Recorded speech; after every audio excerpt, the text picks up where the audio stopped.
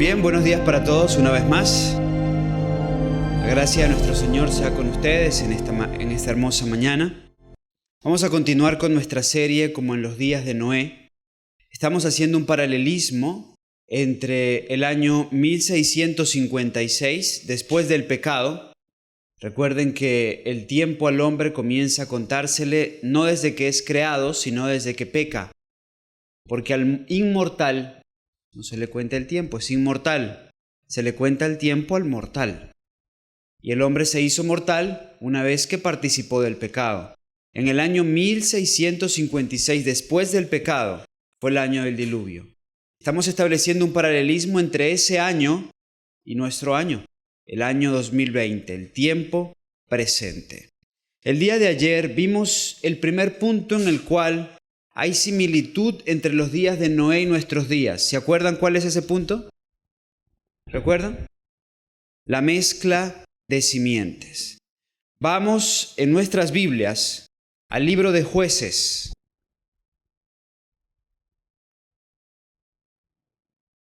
Libro de Jueces.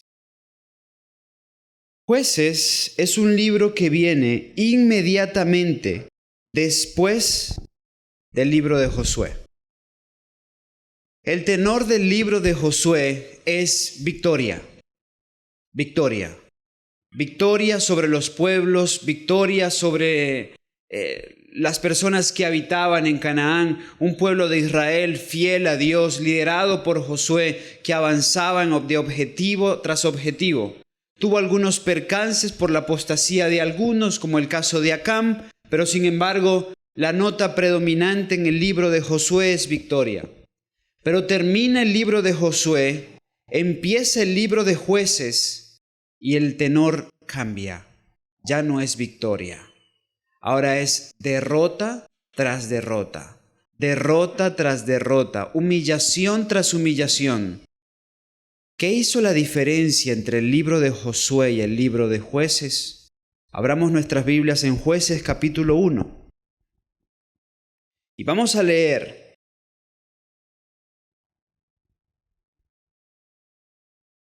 desde el versículo 20 en adelante.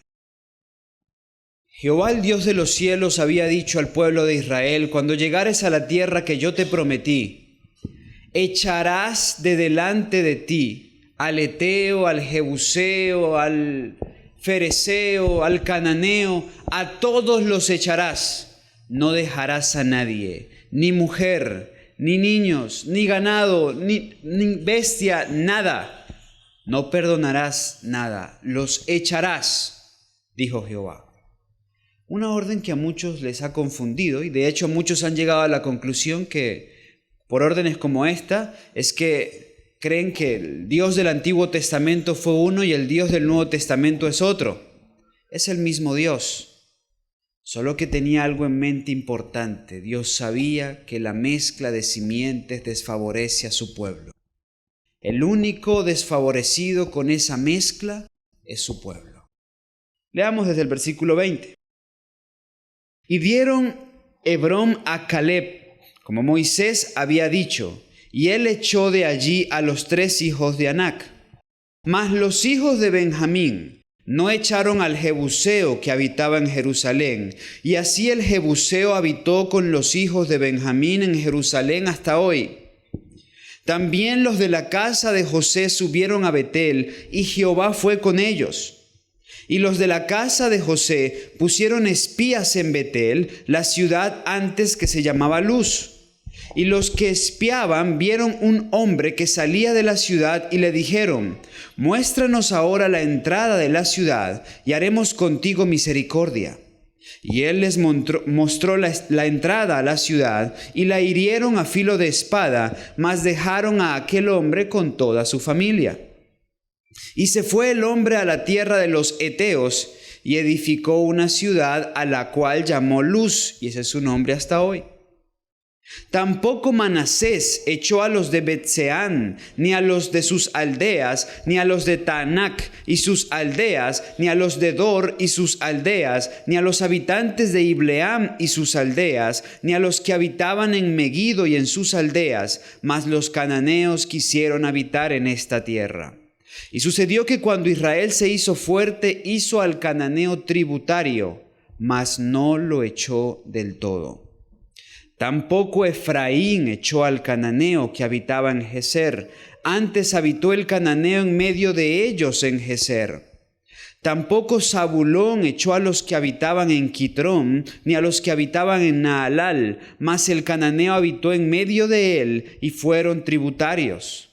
Tampoco Aser los echó a los que habitaban en Aco, ni a los que habitaban en Sidón, ni en Al-Lab, ni en Asip, ni en Elba, ni en Afet, ni en Rehob. Antes moró Aser entre los cananeos que habitaban en la tierra, pues no los echó. Tampoco Neftalí echó a los que habitaban en Bet-Semes, ni a los que habitaban en Bet-Anat, sino que moró entre los cananeos que habitaban en la tierra. Sin embargo, los moradores de Bet-Semes y los moradores de Bet-Anatles les fueron tributarios. Y los amorreos presionaron a los hijos de Dan hasta la montaña y no los dejaron descender a la llanura. Y quiso el amorreo habitar en la montaña de Erez, en Ajalón y en Salbín. Sin embargo, la mano de la casa de José prevaleció y los hicieron tributarios. Y el término del amorreo fue desde la subida de Acrabín, desde la piedra y arriba. Así comienza el libro de Jueces, la parte principal del capítulo 1. Recuerden, los hijos de Israel tenían una orden. ¿Cuál era la orden? Échenlos. Pero ¿cuál es el tenor dentro de estos versículos? Tenían la fuerza, Jehová fue con ellos, eran poderosos, pero cuando llegaron, en vez de echarlo como dijo Jehová, los hicieron tributarios. O hicieron negocios con ellos. Dinos por dónde entramos. Jehová les pudo haber dicho por dónde entraban. Dinos por dónde entramos y hacemos negocios contigo y tú te salvas. Pero ese que se salvó y su familia establecieron una nueva ciudad que luego fue opositora de Jerusalén. No siguieron la orden de Jehová, quisieron convivir con los paganos y hubo mezcla de simiente. ¿Cuál fue la consecuencia? Capítulo 2, versículos 1 y 2. Y el ángel de Jehová subió de Gilgal a Boquim y dijo: Yo os saqué de Egipto y os introduje en la tierra de la cual había jurado a vuestros padres, y dije: no invalidaré jamás mi pacto con vosotros, con tal que vosotros no hagáis alianza, mezcla con los moradores de esta tierra, cuyos altares habéis de derribar, mas vosotros no habéis obedecido mi voz. ¿Por qué habéis hecho esto? Versículo 3. Por tanto yo también dije: no los echaré de delante de vosotros, sino que serán como espinas en vuestros costados, y sus dioses os serán por tropiezo. ¿Ocurrió así? Exactamente así ocurrió. ¿Por qué? Mezcla de simientes. Como estudiamos el día de ayer, así ocurrió en los días de Noé, y los dioses de los paganos terminaron siendo espinas en el costado de los llamados hijos de Dios. La mensajera de Dios, comentando estos versículos, dice cosas muy interesantes. Leo lo siguiente: no es nada seguro que los cristianos elijan la compañía de los que no tienen relación con Dios y cuya conducta es desagradable para Él. Sin embargo, ¿cuántos profesos cristianos se atreven a entrar en terreno prohibido? Muchos invitan a sus hogares a parientes que son vanidosos, frívolos e impíos, y con frecuencia el ejemplo y la influencia de esos visitantes irreligiosos produce impresiones duraderas en la mente de los niños del hogar. La influencia que se ejerce Así es similar a la que resultó de la asociación de los hebreos con los impíos. Abrimos nuestra casa a los impíos y los impíos dejan influencia a nuestros hijos. Sigue diciendo, aunque tenemos que vivir en el mundo, no debemos ser del mundo. Se nos prohíbe conformarnos con sus prácticas y modas. La amistad de los impíos es más peligrosa que su enemistad. ¿Qué es más peligrosa? ¿La amistad o la enemistad del impío? La amistad del impío. Descarría y destruye a miles que mediante un ejemplo correcto y santo podrían ser inducidos a llegar a ser hijos de Dios. Casi imperceptiblemente la juventud aprende a amar la atmósfera corrupta que rodea a los impíos. Los malos ángeles se congregan en torno de ellos y pierden su deleite en lo que es puro, refinado y ennoblecedor. Los profesos padres cristianos rinden máxima pleitesía a sus huéspedes mundanos e irreligiosos. Entre tanto, que esas mismas personas a quienes se trata con tanta atenta cortesía, descarrían a sus hijos apartándolos de la templanza y de la buena religión. Interesante. Por eso Dios le dijo a Abraham, sal de tu casa, sal de tu parentela, apártate de ellos, porque son peligrosos. Y si estás entre ellos, no podrás constituir a tu familia. El peligro de la mezcla de simientes. Ayer estudiamos la consecuencia de eso. Vimos cómo los hijos de Dios se vincularon con las hijas de los hombres y el resultado que eso trajo. Ahora vamos a avanzar a un punto que nos corresponde en esta mañana. Y es el punto número 2, el que estableceremos un paralelismo entre los días de Noé y nuestros días. Y ese punto 2 es las obras de arte e inventos. Vamos a Génesis capítulo 6, versículo 4, para leer lo siguiente. Génesis capítulo 6, versículo 4, nos dice así. Había gigantes en la tierra en aquellos días, y también después que se llegaron los hijos de Dios a las hijas de los hombres y le engendraron hijos. Estos fueron los valientes que desde la antigüedad fueron varones de renombre.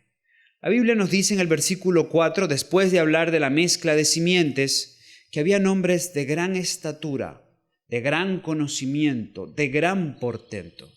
La ciencia habla de evolución. La verdad, hermanos, lo he dicho con anterioridad, el hombre no ha evolucionado, el hombre ha involucionado, porque los que fueron antes de nosotros no eran menores que nosotros, eran mejores que nosotros, físicamente, mentalmente, eran mucho mejores que lo que podemos ser nosotros hoy. Libro Conflicto y Valor, la matutina Conflicto y Valor, del miércoles 27 de enero nos dice lo siguiente.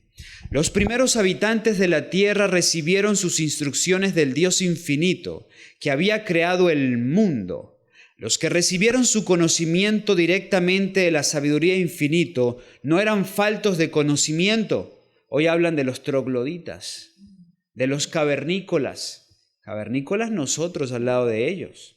Sigue diciendo, habían muchos gigantes, hombres de gran estatura y fuerza, renombrados por su sabiduría, hábiles para proyectar las más sutiles y maravillosas obras.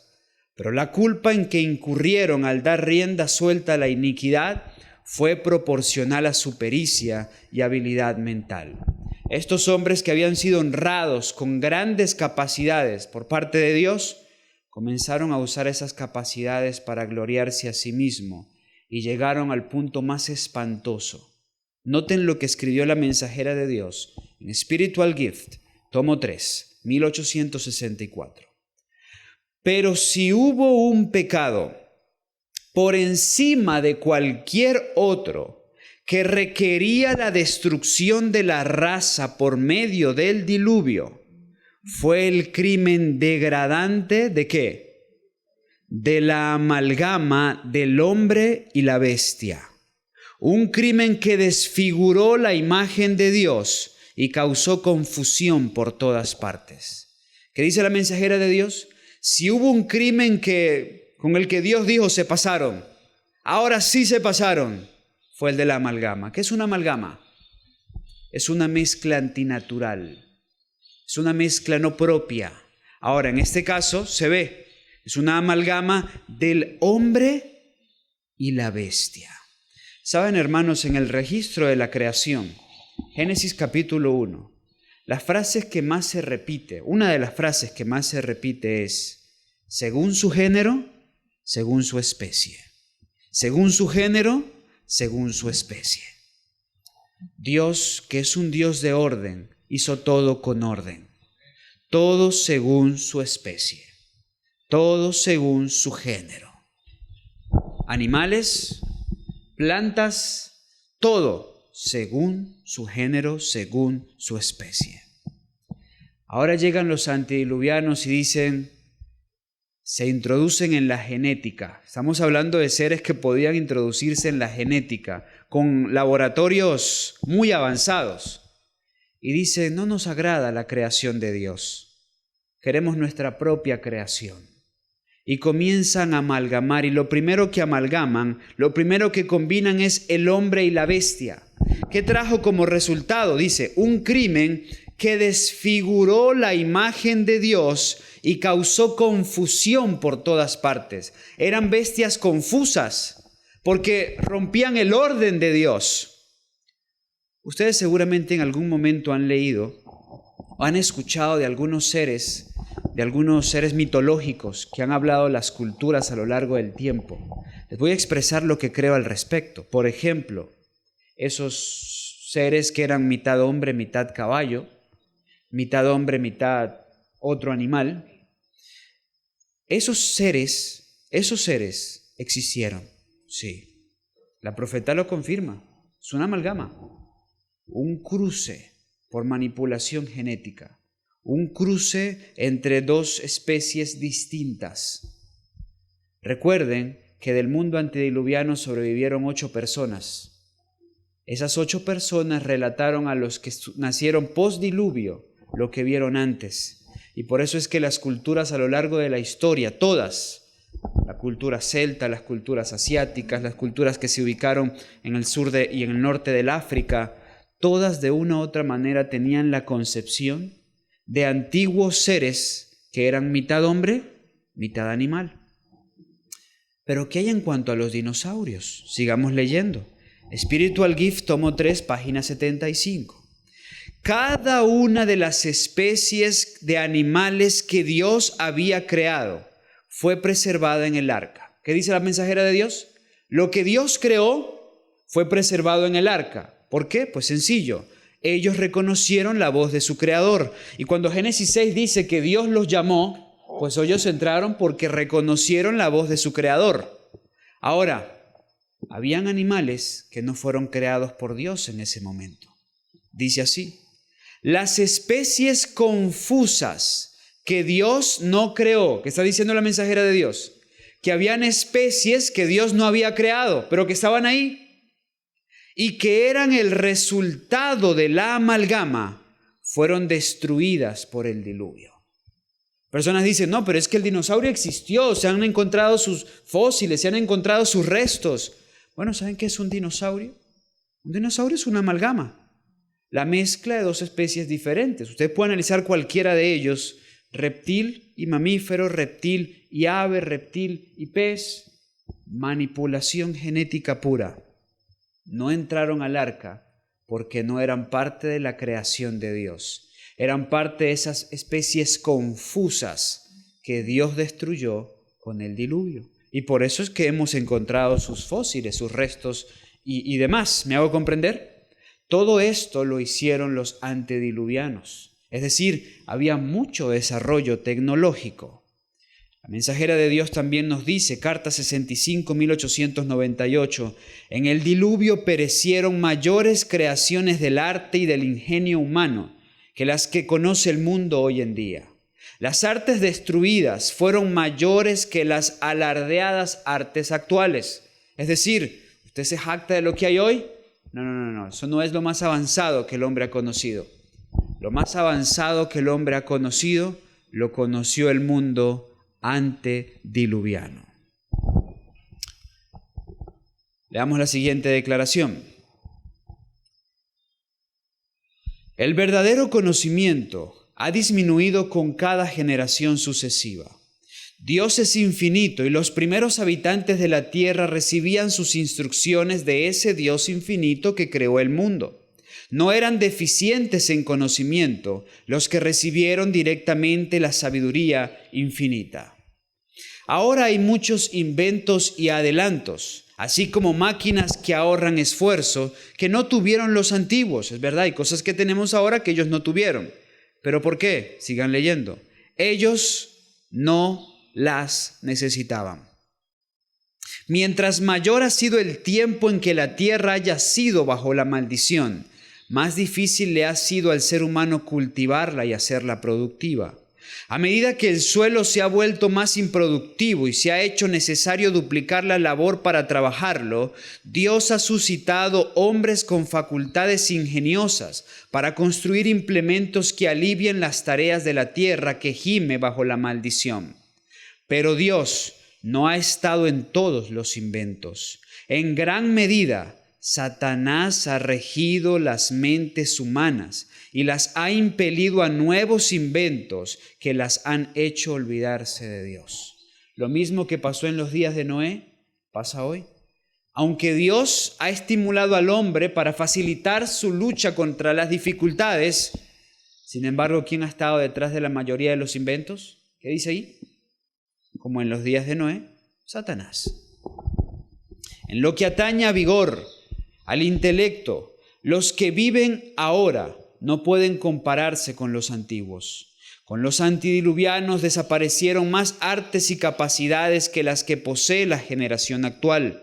Los que viven en esta época degenerada no pueden nunca compararse en arte y destreza con el conocimiento que poseyeron los hombres vigorosos que vivían casi hasta los 1000 años. Sin embargo, aunque esto es una gran realidad, no es para nadie un secreto que nos encontramos en la época postdiluviana con más desarrollo tecnológico y científico. Y se cumple así lo dicho por Jesús, como en los días de Noé.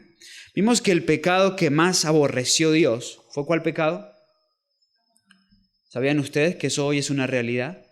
Y no algo reciente, eso es algo de años. Por ejemplo, en el año 1996, el 5 de julio de 1996, llegó a la vida una oveja llamada Dolly y fue el primer mamífero clonado a partir de una célula madre, a partir de una célula adulta. Sus creadores fueron los científicos del Instituto Roslin de Edimburgo, en Escocia, Ian Wilmot y Kate Campbell. Su nacimiento no fue anunciado hasta 7 meses después, en febrero de 1997.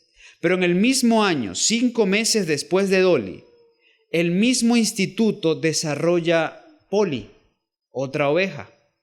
Pero Polly es el primer clon transgénico, pues ya incluía genes humanos. En el caso de esta oveja, la siguiente, Polly, la que fue establecida 5 meses después, pues ya incluía genes humanos. A eso ya se le puede llamar amalgamación. La primera fue una clonación a partir de una célula adulta. Ella. La segunda fue una amalgamación, porque ya incluía genes humanos. Desde entonces, los hombres no han tenido problemas para jugar con esto. Lo han hecho con las semillas, lo siguen haciendo con los animales, buscando distintos resultados. Y créanme, si hace 22 años, si hace 23 años hicieron esto, yo no me imagino lo que en sus laboratorios secretos están haciendo. En el año 2009, el gobierno de Gran Bretaña aprobó una ley a través de la cual se permitía a los laboratorios practicar clonación humana, iniciar estudios para la clonación humana, para buscar la multiplicación de órganos ante la gran demanda de órganos y demás, pero también para jugar con los genes de distintas especies. Todo esto lo vemos hoy. ¿Será que a Dios hoy le causa menos dolor, menos incomodidad que en el tiempo pasado? No, le causa exactamente lo mismo, y esa es una señal más de que vivimos como en los días de Noé. Daniel capítulo 12, versículo 4 escribió lo siguiente: pero tú, Daniel, cierra las palabras y sella el libro hasta el fin del tiempo. Muchos correrán de aquí para allá y la ciencia aumentará. Aunque conocemos que en un sentido primario esto se refiere a que aumentaría el conocimiento de las Escrituras, también es una gran realidad que en este tiempo ha aumentado la ciencia y la tecnología tal como en los días de Noé. Muy bien, vamos a avanzar. Este es un punto más extendido. Habían otras cosas para explicar, pero el tiempo es sucinto. Y quiero abarcar con ustedes otro punto que es de mucho interés en el marco de la serie, como en los días de Noé. Y es que las similitudes con los días de Noé trascienden también a otro campo, como el siguiente. En los días de Noé hubo perversión moral.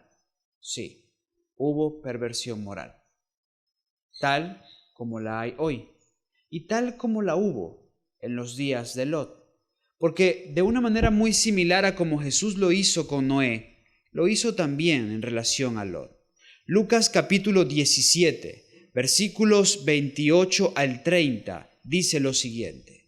Lucas 17, versículos 28 al 30 nos dice así: asimismo como sucedió en los días de Lot, comían, bebían, compraban, vendían, plantaban, edificaban. Mas el día en que Lot salió de Sodoma, llovió del cielo fuego y azufre y los destruyó a todos. Así será el día en que el Hijo del Hombre se manifieste. Así como reaplicó la experiencia de Noé, reaplicó la de Lot. Y con la reaplicación de la experiencia de Lot y Sodoma, nos amplió la visión en cuanto a los días de Noé también. En los días de Noé prevalecía la inmoralidad. En los días de Lot prevalecía la inmoralidad, y una inmoralidad, no solamente de tipo heterosexual, sino también de tipo homosexual. Eso queda evidenciado cuando leemos Génesis 19 y vemos la destrucción de Sodoma, en el sencillo hecho de que entran dos hombres a la ciudad y los hombres de la ciudad querían violarlos. Por eso de allí viene la expresión sodomitas, un sinónimo de homosexual, un sodomita. Ahora bien, ¿es diferente en nuestros días? No. Este mundo se encuentra sodomizado. Si vemos portales como el que presento a continuación, cada vez vemos noticias como estas. Homosexuales en Río de Janeiro marcharon para defender sus derechos. Color y desparpajo en carrera anual de tacones por el Día del Orgullo Gay. Homosexuales celebran en todo el mundo el Día del Orgullo Gay. De hecho, en ese día toman las plazas de las ciudades más importantes y ante niños, niñas, jóvenes, adultos, ancianos se llevan de la mano y se besan. Eso es señal de los días de Noé y de los días de Lot, como lo dijo Jesús. De hecho, es más, desde el año 2001, cuando el primer país del mundo aprobó el matrimonio entre personas del mismo sexo, Holanda, muchos países han seguido su ejemplo, incluyendo Colombia. Colombia aprobó, ha legislado que dos personas del mismo sexo se pueden casar. Y muchos otros países del continente no solo han aprobado eso, también han aprobado que pueden adoptar. Encontraba una vez en el Paraguay y estaba con unos hermanos que tenían un orfanato. El Paraguay. Y estaba con unos hermanos que tenían un orfanato y ellos estaban muy asustados porque ya se habían acercado algunas parejas homosexuales y se estaba legislando una ley se estaba hablando de una ley que se iba a aprobar en ese país. Ya se había aprobado en Brasil, ya se había aprobado en Argentina, ya se había aprobado en Uruguay, países vecinos y se estaba legislando, comentando en Paraguay. Los hermanos estaban preocupados porque si esa ley se aprobaba, aunque ellos dijeran no queremos que se los lleven, no podían hacer nada. Si llegaba una pareja homosexual y decía, ¿me los llevo?, se los llevan. Y si no se los dejaban, pues entonces iban a tener problemas con el gobierno. Ese es el estado del mundo hoy. Ese es el estado del mundo hoy. Y eso es lo que abunda con frecuencia. Por todas partes vemos esto más y más. Personas del mismo sexo tomadas de la mano. Esa niña fue muy famosa hace unos años atrás porque retó a un pastor, en realidad es un niño, porque retó a un pastor cristiano que estaba hablando cosas muy similares a la que estoy hablando. Bien, este movimiento toma cada vez más fuerza, cada vez tiene más derechos y cada vez el heterosexual tiene menos derechos y menos margen para defender sus convicciones. Eso abunda por todas partes más y más. Es una señal, como en los días de Noé, como en los días de Lot, así estamos viviendo. Cuán importante es que nosotros, jóvenes, chicas, como lo dije ayer, estemos muy atentos ante estas cosas, porque eso puede manifestarse entre nosotros de una manera muy sutil, muy sutil. Para mí no está, y creo que bíblicamente no es para nada positivo que dos muchachas se agarren de la mano, a no ser que seas mamá e hija. ¿Me hago entender? Que se estén abrazando, que estén como con una intimidad que da apariencia de mal, cuidado con eso, ¿ok? Que agarrados de la mano, que no, ojo, no estoy diciendo que no expresemos amor fraterno, sí, estamos llamados a amarnos con amor fraterno, pero una cosa es el amor de Cristo, el amor fraterno de Cristo, y otra cosa esas cositas de que ven y te sobo el pelo y le hago cariñito y te siento en mis piernas. Cuidado con eso, cuidado con eso. Eso es como en los días de Lot, pero del lado negativo de la profecía. ¿Está bien? Dese cada uno su lugar. Y yo sé que muchos, por distintas circunstancias, tienen vacíos, tienen carencias afectivas, han sufrido abusos, pero por eso estamos aquí, por eso el Señor también está aquí, para sanarnos, para restaurarnos y para darnos lo que necesitamos, de tal manera que no cumplamos del lado negativo esta profecía. Pero esta profecía no solo se cumple del lado homosexual, porque hoy también vemos la promiscuidad sexual. El pecado de este siglo es la sexualidad, lo dijo la mensajera de Dios. El pecado de este siglo es la sexualidad. Los mecanismos de Satanás, pornografías, películas, música, porque a través de eso que llaman música, que no es música, que es una barbaridad, donde malandros, gamines, hablan de manera rápida, hablando de sexo y describiendo sexo, pues eso no es música y eso es parte de lo que Satanás ha introducido para depravarnos, Y cuidado, porque está muy claro en las Escrituras, el pecado de este siglo es la sexualidad. Y todos debemos estar muy atentos con esto y velando los unos por los otros. Porque como el pueblo de Israel en las vísperas de la Canaán terrenal, el pueblo de Dios hoy, en las vísperas de la Canaán celestial, es abordado por Satanás con ese tipo de tentaciones. He conocido muchos casos lamentables aún dentro del marco adventista. Muchachas que se infatuan con chicos y chicos hábiles, astutos, con mucha palabrería, y las muchachas comienzan a mandarle fotos. Y cuando veo muchachas que comienzan a publicar fotos como tratando de exhibirse, de mostrarse, como en los días de Noé. Eso es lo que yo suelo decir. Como en los días de Noé. Entonces comienzan a mostrarse, comienzan a tomarse fotos que así, que fotos asá. Entonces, bueno, y hemos tenido casos en el marco adventista, el marco de nuestras iglesias, de muchachas en respuesta al pedido de chicos, enviándole fotos comprometedoras, compartiendo partes de su cuerpo, partes de ellas, a través de los distintos de los dispositivos. ¡Wow! Eso es depravación moral. No solamente de quien la está pidiendo, sino también de quien lo está provocando. Hemos tenido situaciones morales fuertes, porque eso es parte del mal de este tiempo. No lo justificamos, hay que trabajar en ello, pero es parte de lo que el Señor Jesús dijo, como en los días de Noé. Todos nosotros hemos recibido abundante luz para que la parte negativa de la profecía no se cumpla en nosotros. Hasta aquí básicamente hemos venido hablando de los elementos negativos que habían en los días de Noé y que existen en nuestros días. Pero hay aspectos positivos y eso lo vamos a ir hablando en el transcurso de los días, porque nuestro modelo no son los antediluvianos que se opusieron a Noé. Nuestro modelo en este caso es Noé, el fiel hombre que construyó el arca, educó a su familia y se salvó a sí mismo y a su casa por fe en Dios. Bien, amados hermanos, un último punto rápidamente en cuanto a lo que venimos conversando. Una característica más del mundo de Noé y de nuestro mundo es la violencia, la criminalidad y la maldad.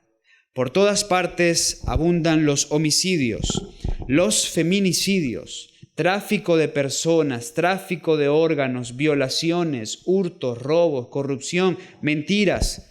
Pero ¿saben? Eso no es nuevo. Una de las palabras que más se repite en Génesis 6 es violencia y maldad. Noten lo que dice Génesis capítulo 6, versículo 5 y luego versículo 11. Y vio Jehová que la malicia de los hombres era mucha en la tierra, y que todo designio de los pensamientos del corazón de ellos era de continuo solamente al mal. Y corrompióse la tierra delante de Dios, y estaba la tierra llena ¿de qué? De violencia. ¿Es diferente hoy? ¿O está la tierra llena de violencia? La tierra está llena de violencia. Nuestras ciudades están saturadas por la violencia. Dice el versículo 13, dijo pues Dios a Noé, he decidido el fin de todo ser, porque la tierra está llena de violencia a causa de ellos. He aquí que yo los destruiré con la tierra. Algunas de las ciudades más violentas del mundo están aquí, en Colombia, en Venezuela y en los países que nos rodean. De hecho, 5 de las 50 ciudades más violentas del mundo están en Colombia. Porcentaje alto, ¿no? El 10% de las ciudades más violentas del mundo están en Colombia. El otro 10% de las ciudades más violentas del mundo están en Venezuela. Otro buen porcentaje de las ciudades más violentas del mundo están en Centroamérica, Honduras, Nicaragua, Brasil hacia el Sudamérica, Perú. Estamos en medio de violencia, criminalidad, maldad. No tengo que hablar de corrupción, ¿verdad? No tengo que hablar de corrupción. No tengo que hablar de robos. Pero mientras nosotros experimentamos aquí un tipo de violencia, en el Medio Oriente experimentan otro tipo de violencia. Y en otros países experimentan otros tipos de violencia, pero en todo el mundo se percibe que estamos viviendo como en los días de Noé. Es cada vez más común ver en países como Estados Unidos jóvenes que, siendo adictos a los videojuegos, les da por agarrar armas y entrar a colegios y comenzar a disparar para todas partes. Cada vez es más común leer en cuanto a esas masacres, violencia, parte de la señal que estableció nuestro Señor Jesucristo. Leemos la siguiente declaración, Maranata, página 384. La historia pasada, ¿qué dice? Se repetirá. Viejos conflictos resurgirán a una nueva vida y el peligro asediará a los hijos de Dios por doquiera.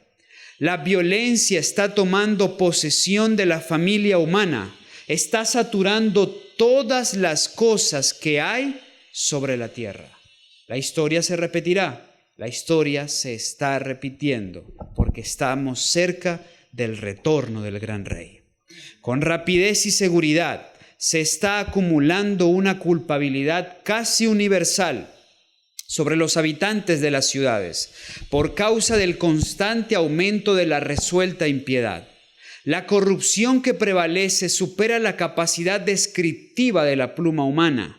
Cada día nos comunica nuevas revelaciones de las contiendas, los cohechos y los fraudes. Cada día nos trae aflictivas noticias de violencia e iniquidades, la indiferencia hacia el sufrimiento humano, de una destrucción de vidas realmente brutal e infernal. Eso ocurre hoy.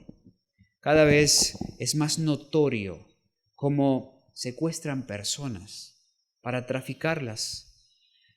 Le quitan la vida a jóvenes. Los países de Sudamérica son los países que son más víctimas en el mundo del tráfico de órganos. O sea, desaparecer a un joven para quitarle sus órganos, para llevarlo al mercado negro donde algún rico está desesperado pagando millones para que puedan implantarle ese órgano. Eso es criminalidad. Eso es maldad. Y por todas partes eso es lo que prevalece. Ahora, ¿esto nos debe llenar de temor o nos debe llenar de esperanza? No sé a ustedes, a mí me llena de esperanza, porque mi Dios es el Dios de Noé. El Dios de Noé es mi Dios. Y el mismo que preservó a Noé en medio de esas condiciones, me preservará a mí si yo tengo la experiencia de Noé. Y de eso estaremos hablando en los próximos días. Como vemos, bien sea por la mezcla de simientes, por el desarrollo científico y tecnológico, por la violencia o por la depravación moral, nuestros días son como los días de Noé.